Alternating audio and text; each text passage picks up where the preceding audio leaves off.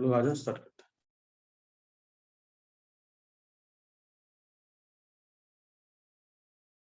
एक काम करो तुम लोग, ये इसको भी लिखो, तो फिर मैं तुमको ये एग्जांपल वापस समझाऊं। वो लिख लो एक बार, इसको प्लीज लिख लो एक बार, इसको लिख लो, फिर मैं तुमको ये एग्जांपल फिर समझाता हूँ, ठीक है? लाइन कट गया था, कोई बात नहीं, मैं तुमको एग्जांपल फिर समझाता हूँ, because it is very important example.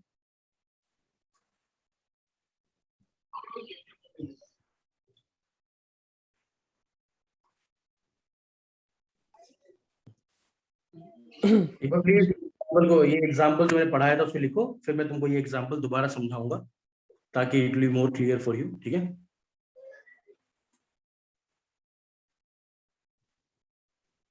जल्दी से लिखिए, कर दो ताकि मैं आगे बढ़ सकूं।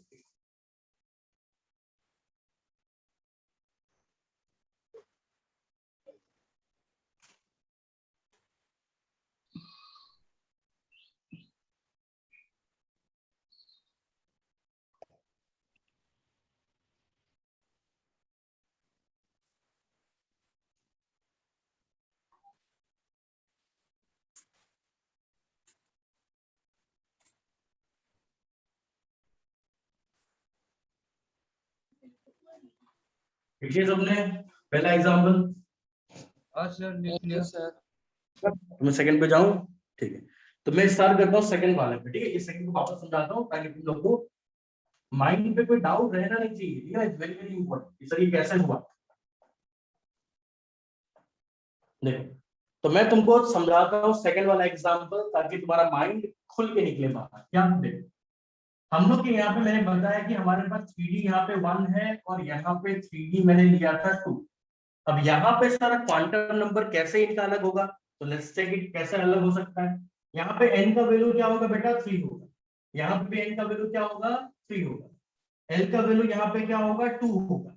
यहाँ पे भी l का वैल्यू क्या होगा, 2 होगा। m का वैल्यू यहाँ पे क्या पॉसिबल है, तो पॉसिबल है -2, -1, 0, +1, +2 पॉसिबल। यहाँ पे क्या पॉसिबल है बेटा, तो यहाँ पे सेम पॉसिबल है, -2, 1, +1, +6 पॉसिबल। और s का वैल्यू क्या होगा सर, तो ये 1 है, ये 2 है, दोनों पहला हाफ में आता है, पहला आधा। तो पहला आधा का मतलब क्या होगा, it will be plus half, and here the value of s will be minus. Is it clear? Clear? हाँ ना करो। हाँ सर। हाँ सर। हाँ सर। हाँ सर। ठीक है। तो अब तुम इसको देखोगे तो सर इनमें डिफरेंट।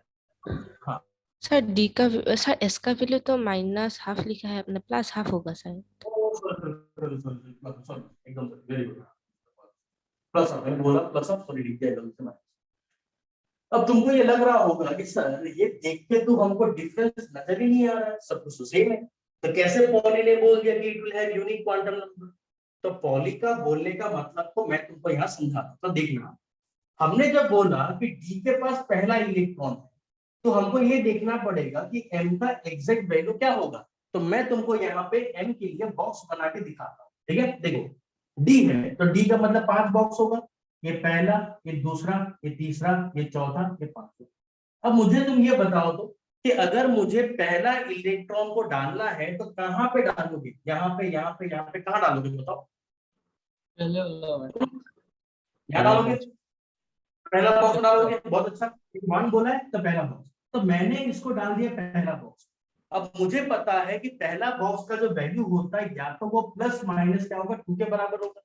यानी कि पहला बॉक्स का वैल्यू क्या होता है, या तो +2 या तो माइनस। अब यहाँ पे देखो तो एक बार, यहाँ पे डी बोला है 2, सेकंड नंबर इलेक्ट्रॉन, तो 1 2 3 4 5। अब मुझे बताओ सेकंड नंबर इलेक्ट्रॉन कहाँ डालोगे, यहाँ डालोगे कि यहाँ डालोगे?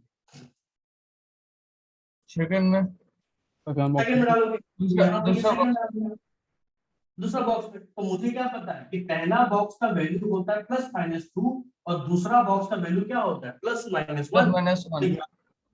हाँ, तो यहाँ पे जो इलेक्ट्रॉन हमने डाला तो उसके कारण ये m का वैल्यू क्या होगा, तो in this +-2। Condition of m will be +-2। और इस केस में m का जो वैल्यू होगा ये सारा नहीं होके m का वैल्यू क्या होगा, +-1। तो देखो ना, यूनिक क्वांटम नंबर हुआ कि नहीं हुआ? ये सेम है, ये सेम है, ये सेम है, बट m का वैल्यू क्या हो गया, अलग अलग। देख रहे हो पॉली का बात, समझ में आया कि नहीं समझ में आया?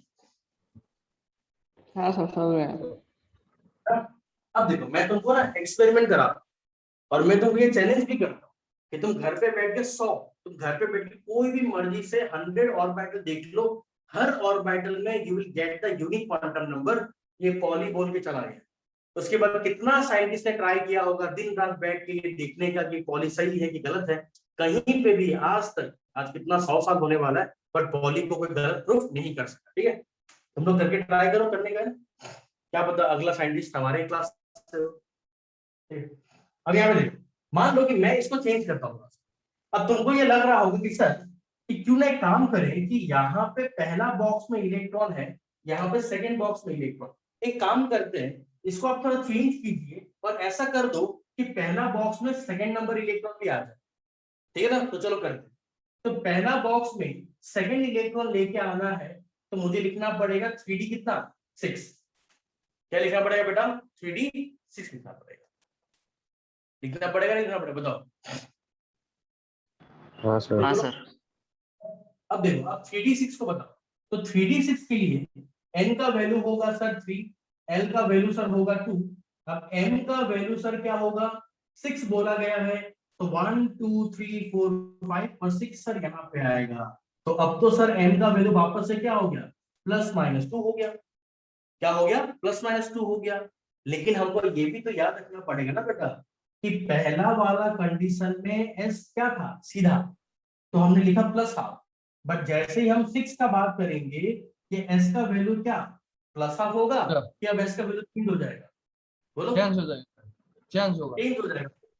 Now the value of s become -half. तो देखो फिर से इनका यूनिक क्वांटम नंबर बन गया। तुमने m का वैल्यू सेम किया, s का वैल्यू अलग हो गया। अगर तुम m और s दोनों को सेम रखोगे तो l का वैल्यू चेंज हो जाएगा, इन तीनों को सेम रखोगे तो n का वैल्यू चेंज हो जाएगा। यानी किसी भी कंडीशन में तुम किसी भी दो इलेक्ट्रॉन का चारों क्वांटम नंबर को सेम नहीं कर सकते। It's not possible. और यही बात इसने बताया, पॉली ने बताया। बात क्लियर? Clear sir. क्लियर? हाँ सर। Yes sir. लिखो उसको एग्जाम्पल।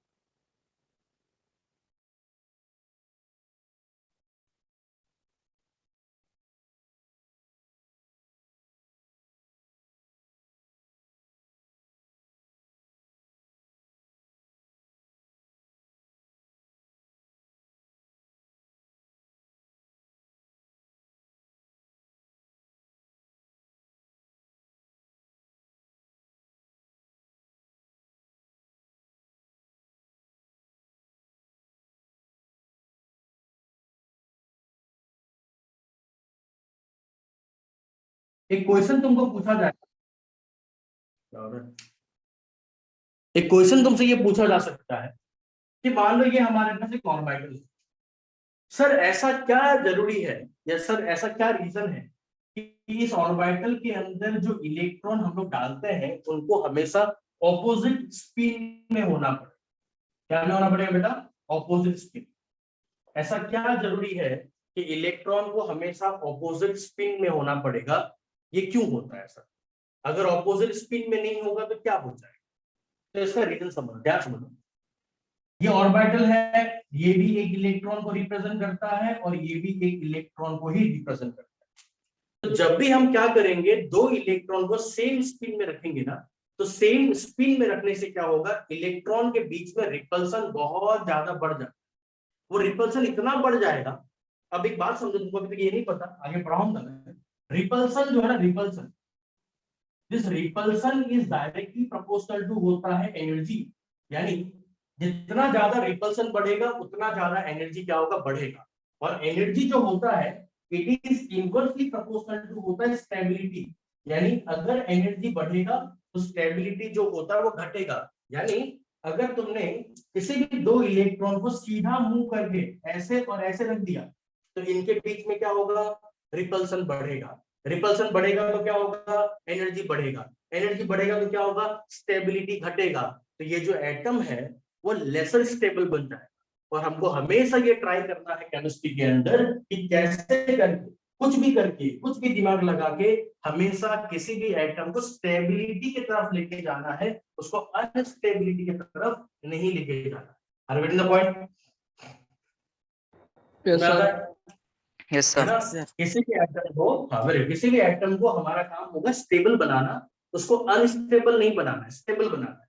तो स्टेबल बनाने के लिए हम लोग क्या करेंगे, इनको ऑपोजिट में रखेंगे, स्टेबिलिटी को मेंटेन कर सके विदाउट एनी, तो स्टेबिलिटी कम हो जाएगा। स्टेबिलिटी कम होगा तो एटम का बनना डिफिकल्ट हो जाएगा। तो प्लीज इस चीज को बना लो और लिख लो, बोर्ड में जो है उसको लिखो।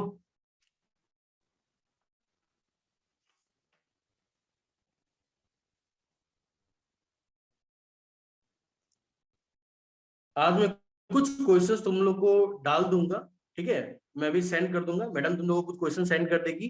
उस क्वेश्चन को क्या करना है, जरा बात को सुनो।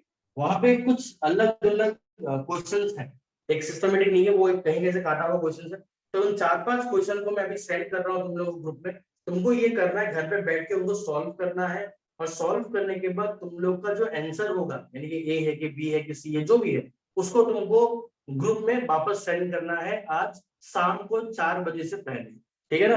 और तुम्हारा आंसर मेरे पे पहुंच जाएगा, देन आई विल चेक कि वो करेक्ट है कि रॉन्ग। क्लियर? Okay sir. हाँ sir, okay sir, okay sir, will send it. ठीक है, तो आज मैंने जहां तक पढ़ाया है बिल्कुल मैं वहीं तक की क्वेश्चन डालूंगा, उससे ज्यादा मैं क्वेश्चन नहीं डालूंगा। तो लिखना हो गया सबका ये वाला पार्ट? हाँ सर। हाँ सर, हो गया। चलो short next question. Class, thank you very much. Hello sir. बोलो सर शॉर्ट क्वेश्चन होगा, जैसे वो शॉर्ट मान लो एमसीक्यू एमसीक्यू। ठीक है, हाँ एमसीक्यू, चलो ठीक है। तो थैंक यू वेरी मच, मिलते हैं next class, bye. Thank you sir. Bye.